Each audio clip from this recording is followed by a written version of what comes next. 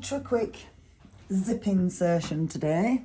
I'm just going to demonstrate how I put a concealed zip in. So on my fabric pieces, I'm putting wrong sides together, and I'm going to sew a 1/2 inch seam where I'm going to put my zip, and I'm using a long stitch. I'm going to back stitch at the beginning and the end, but in the middle I want a nice long stitch because I'm going to be unpicking this after. So nice long stitch all the way to the end, chain off. Oh, wouldn't you just know we've run out of thread halfway through, for God's sake.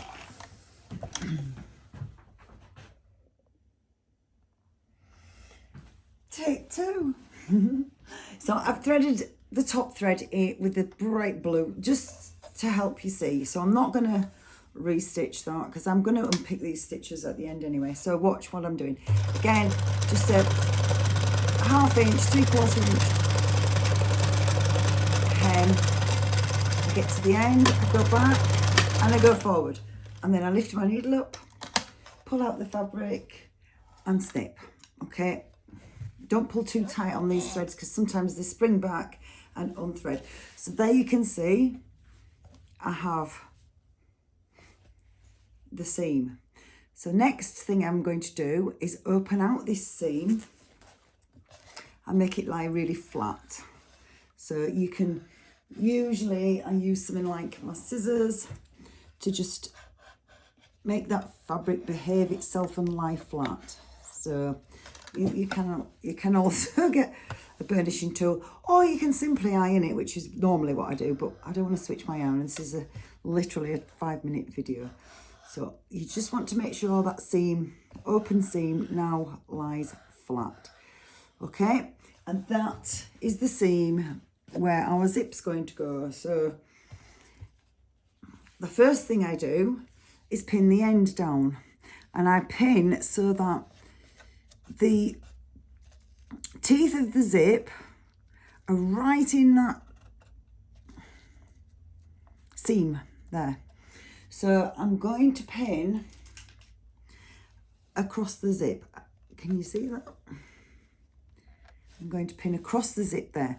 So then going all the way down, checking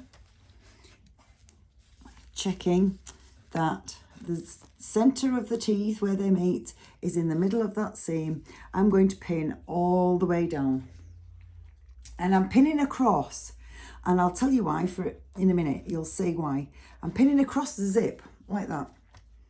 Okay, making sure that the zip again lies flat in the ditch. It's not really a ditch, but you know what I mean. In between where the two fabrics meet is where we're sewing. So pin across all the way down, and I've just got a little bit to do. Okay, so my next step, because the zip's all pinned down now, I'm going to start, I'm not going to use a zipper foot because I want this to be quite a nice opening for the zip. It doesn't need to be tight, it doesn't need to be closed well. So I'm going to start halfway down the zip, and I'm just going to sew again. I'm going to do it in a big stitch. Hopefully you can see now, because I've put my pins in across, I can actually sew over them, albeit carefully, but if I go across them, nothing happens. What happens is the needle will go in on either side of the pin. It won't go through it. But if you're trying to sew down it, obviously it bends the needle and snaps it. Whereas this way,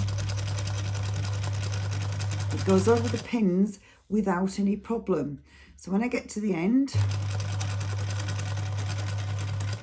I'm going to swivel with the needle down, and I'm just going to turn 45 degrees and stitch across the zip. Now you can stitch further down the zip. You don't have to go past the end like I've done on this one. It doesn't really matter. So when you get maybe 2 stitches past the zip, we're going to lift the foot, the presser foot again, turn it around 45 degrees and push it down again. Now, if you want to, you can take the pins out.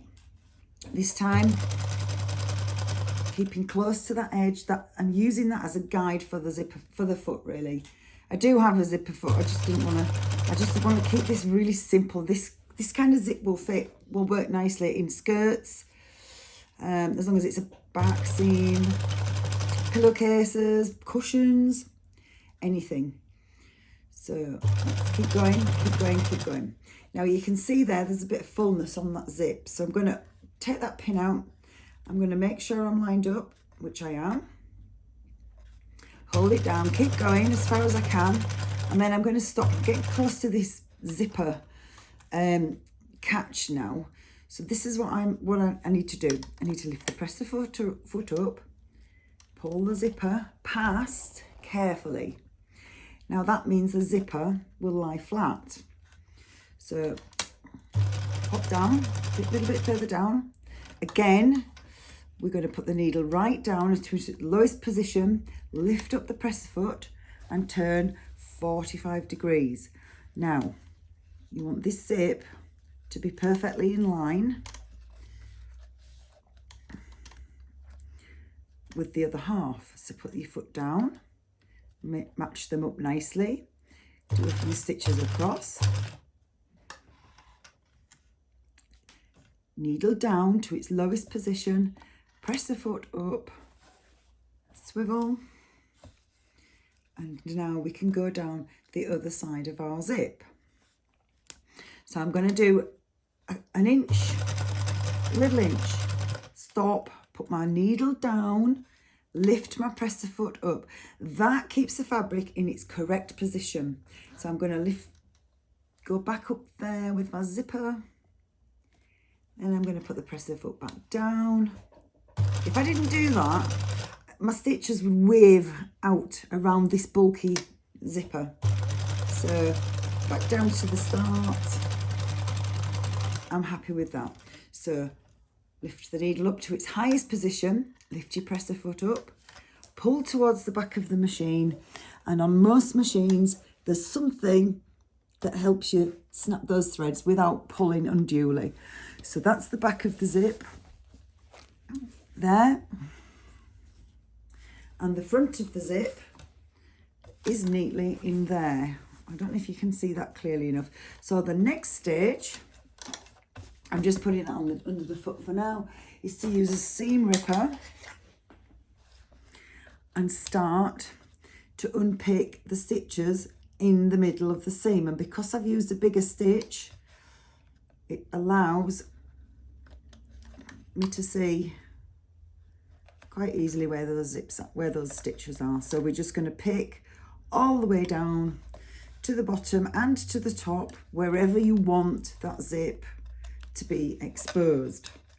So I'm working my way down to the top now. I don't know if you can see properly, but I'm just using every 4th stitch, the seam ripper, to open that up. And there, I've exposed the end of the zip. Last stitch, let's just pull that down. So that's there.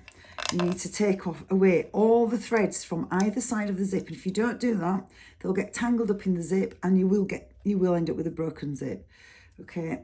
Now, if I'd pressed that, that would be absolutely flat, especially if I put a bit of steam. You can see there's a slight wave there. The fabric wants shrinking back again. And a hot steam iron will do that. But for this purpose, which is literally just to put the most simple, quick way to put a zip in. Okay, I'll show you what I'm going to do with this fabric after on a different video, because then I'm going to line, which this is going to be like a little zippy makeup bag or something like that. So I'm going to line the bag, but that will be the next tutorial, how to add a lining onto the zip. So you can see I'm going straight down to the bottom to there. I'm going to unpick to there. I think I'm going to leave about 1 inch. That just means that the zip end is not going to be exposed to any undue stress. So there goes in. The zipper opening is 7 centimetres, so I want the zipper end to be 7 centimetres as well. So 2 about there. So I'll just put a pin in to mark that spot. It's literally just 2 more stitches and then open. That's it. Job's a good one. Take out all these little fluffy bits at the end. You don't want anything snagging in these zippers, because that's game over. Then it's put a new zip in. Nobody wants to do that when you've gone to all that trouble. So snip and get rid of them all, especially these. And that's the best. That's the easy way to do a zip. It's, like I say, great in cushions and all sorts of other things. It's very simple. It's not glamorous. I'll put the iron on and give it a press and let you see exactly how the steam from the iron will make that all lie flat. Actually, it looks like we had a thread tension issue there, but don't worry about that. You won't have that problem, because I've put a really thick thread in the top, which is more like a top thread than a seam thread. There is a difference.